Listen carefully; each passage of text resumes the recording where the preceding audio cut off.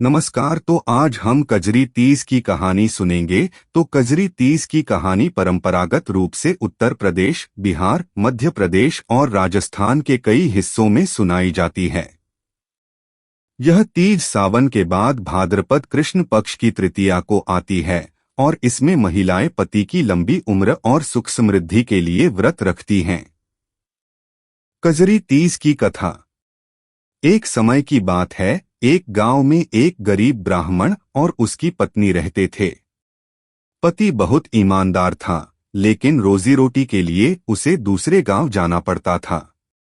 एक बार भाद्रपद कृष्ण तृतीया के दिन उसकी पत्नी ने कजरी तीज का व्रत रखा। परंपरा के अनुसार इस व्रत में फलाहार लेकर ही शाम को पति को भोजन कराया जाता है, लेकिन उसके घर में कुछ भी खाने को नहीं था। वह सोचने लगी, अगर मैं व्रत खोलूं तो पति के हाथ से, लेकिन घर में अन्न का एक दाना भी नहीं है। मन ही मन उसने ठान लिया कि जैसे तैसे भी पति के लिए भोजन की व्यवस्था करेगी। वह किसी से भीख मांगने या चोरी करने को तैयार नहीं थी।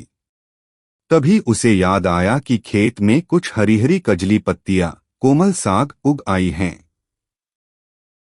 उसने वे पत्तियां तोड़ी, नमक मिर्च डालकर पकाया और शाम को पति को प्रेम से भोजन कराया। जब पति को यह पता चला कि पत्नी ने बिना किसी संकोच ईमानदारी से व्रत निभाया और अपनी सामर्थ्य के अनुसार भोजन तैयार किया, तो वह बहुत प्रसन्न हुआ। कहते हैं, उसकी सच्ची निष्ठा से मां पार्वती और भगवान शिव प्रसन्न हुए और उसे अखंड सौभाग्य का आशीर्वाद दिया। इस दिन की मान्यता। महिलाएं व्रत रखकर शिव पार्वती की पूजा करती हैं। चांद देखने के बाद व्रत खोला जाता है। यह व्रत सौभाग्य, सुख समृद्धि और पति की लंबी आयु के लिए माना जाता है।